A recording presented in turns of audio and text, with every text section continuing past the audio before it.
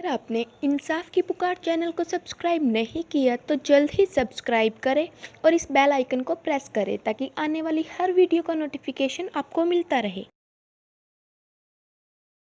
इस पृथ्वी पर वैसा ही माहौल बना देता है दाता। बढ़िया समय पर वर्षा होती है, बड़े फलदार वृक्ष होते हैं, सब शरीर हो जाएंगे तो फिर सुख होता है उनको। और सुख में भगवान की भक्ति प्राणी फॉर्मलिटी करता है। और दुखी प्राणी जब हो जाता है तब उसका दुख संकट निवारण हो जाता है। फिर उसको बताया जाता है यदि आपने फिर से भक्ति छोड़ दी तो वो कष्ट फिर आ जाएगा, तो कभी नहीं छोड़ेगा, आजीवन भक्ति करेगा और वो सफल हो जाएगा। और सतयुग त्रेता द्वापर में ये जीव घना दुखी नहीं होता, शरीर मजबूत होता है, लंबी आयु होती है, खूब ठीक सा इसका जो है बना रहता है व्यवहार। तो उस मालिक को मालूम था कि ये भक्ति नहीं करेंगे, क्योंकि सभी भक्ति करते थे लेकिन शास्त्र विरुद्ध करते रहे। और जिस कारण से वो सोच रहे थे जो साधना हम कर रहे हैं इसी से हमें लाभ हो रहा है, और हो रहा था, वो पिछली बैटरी चार्ज से वो प्रयोग कर रहे थे, अपनी पिछली मलाई खा रहे थे। तो इस प्रकार परमात्मा को पता था, तब उसने कहा था ठीक है, चौथे युग में कलयुग में मैं अपना ज्ञान प्रचार करूंगा। तो काल ने कहा था कि देखो जी, जबरदस्ती ना करना, बलपूर्वक मत ले जाना, आपके ज्ञान को कोई माने समझे स्वीकार करे और आपकी भक्ति करे तो वो आपके हों। और जो मेरे ज्ञान को, जो मैं नकली अपने दूत भेजूंगा अपना ज्ञान प्रचार करने के लिए, उनका ज्ञान जो स्वीकार करे तो वो मेरे ही रहे, आप उनको बलपूर्वक न ले जाना। परमात्मा बोला बिल्कुल सही है, जब मेरा ज्ञान ही स्वीकार कोई नहीं करेगा तो खाक जाएगा मेरे लोक में। वो तो वही जाएगा जो मेरा ज्ञान स्वीकार करेगा, मेरी भक्ति ग्रहण करेगा, तब वो जाएगा। तो काल ने जब परमात्मा ने स्वीकृति दे दी तब काल ने कहा था कि बेशक अब परमात्मा आए थे जोग जीत नाम से कि जाओ जोग जीत संसारा, जीव न माने कहा तुम्हारा, जीव तुम्हारा कहा न माने, हमरी ओढ़ हो बाद बखाने। फिर कहा था द्वादश पंथ करूं मैं साजा, नाम तुम्हारा ले करूं आवाजा, द्वादश पंथ नाम जो ले ही हमरे मुख में आन समोई, और अनेक पंथ चलाऊं या विद जीवों को भरमाऊं, देवल देव और पितृ धाम पुजवाऊं। और जब ऐसे नकली जब तब सबके मन लाऊं, और जाओ जोग जीत संसारा, जीव न माने कहा तुम्हारा, जीव तुम्हारा कहा ना माने, हमरी ओढ़ हो बाद बखाने। मेरे वकील बन के खड़े हो जाएंगे, तो रामकृष्ण को कैसे भगवान नहीं मानते हो, क्या कर रहे हो। तो परमात्मा ने कहा था कि अब मेरी भी सुन ले दो बात। चौथा युग जब कलयुग आई तब हम अपना अंश पठाई, काल फंद छूटे डर लोई। जो जितने तू बकवास कर देगा, जितने तू ये भ्रमित करेगा, बंधन बनाएगा, काल फंद छूटे नर लोई, सकल सृष्टि परवानी खोई। ये परमात्मा का वचन है बच्चों, कोई डूम भाट के गीत नहीं है, समर्थ के वचन है। कि कहते हैं कलयुग बीते 5500 पाचा, तब ये वचन मेरा होगा साचा। और कलयुग बीत जावे जब एता, सकल सभी प्राणी और परम पुरुष पद चेता। परमात्मा ने कहा था कि जब चौथा युग कलयुग आवेगा तब मैं अपना अंश भेजूंगा, और उस समय काल के सारे फंद, तेरे सारे दाव पेच, ये अज्ञान को काट दिया जाएगा, और सकल सृष्टि उपदेशी होगी, नाम लेवेगी।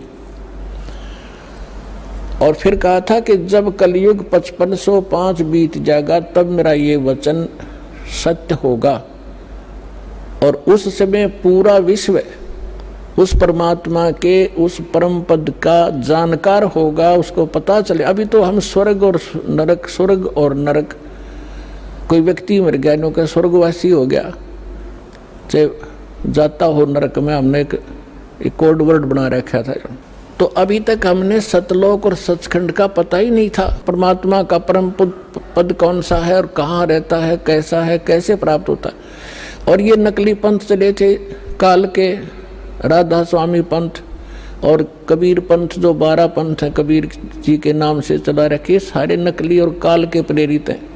इनमें ना सत्य ज्ञान है ना सत्य साधना है। तो अंडरस्टूड है, जहाँ ना ज्ञान सत्य है ना वहाँ नाम साधना सत्य है, तो क्या है वो तो खोखा है, नकली है, डुप्लीकेट सारे।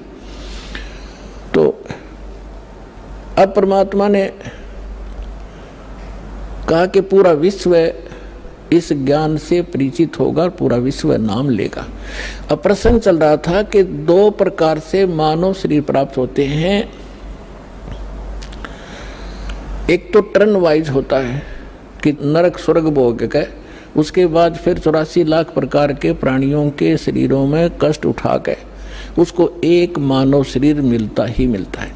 तो वो उस प्रकार का प्राणी शीघ्र भक्ति पर नहीं लगता।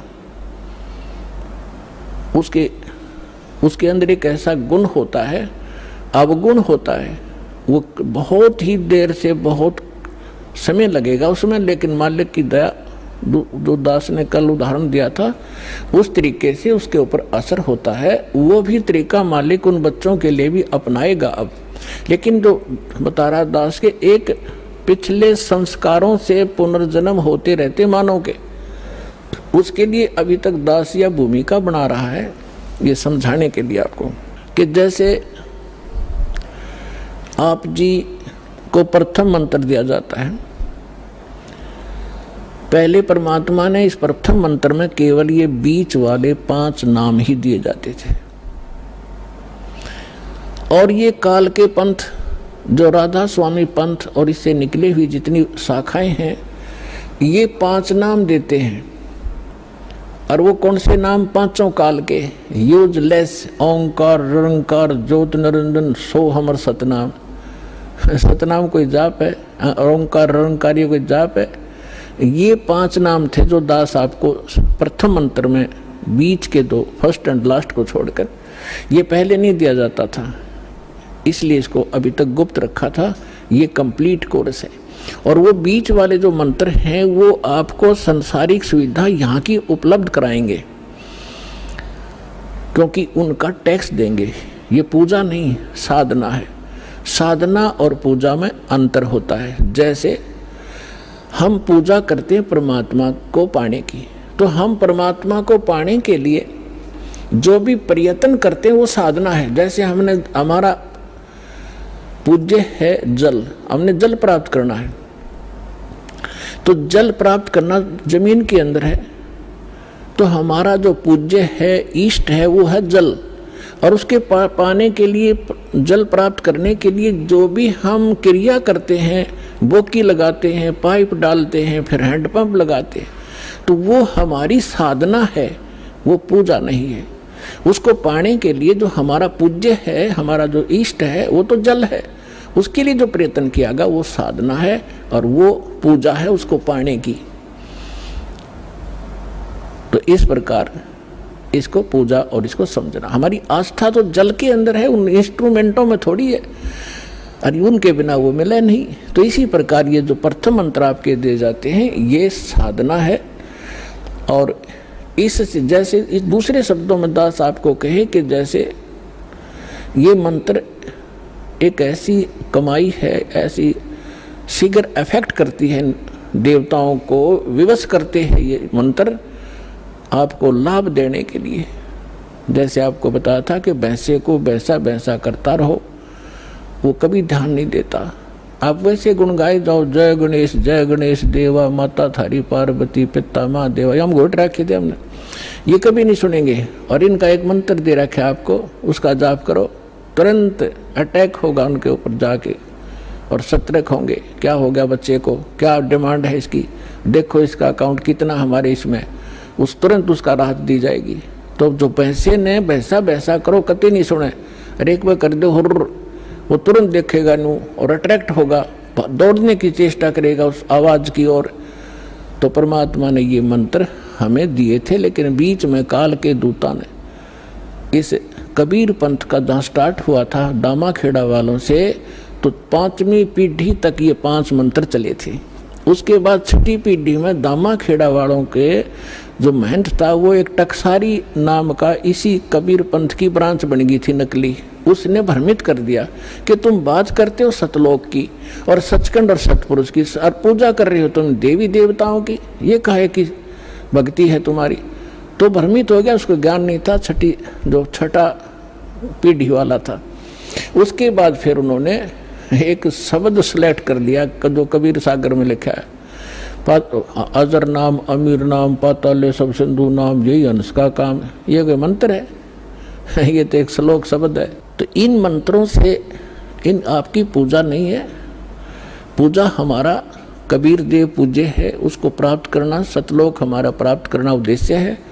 और ये साधनाएं हैं, ये इंस्ट्रूमेंट हैं, ये प्रयोग करने ही करने पड़ेंगे।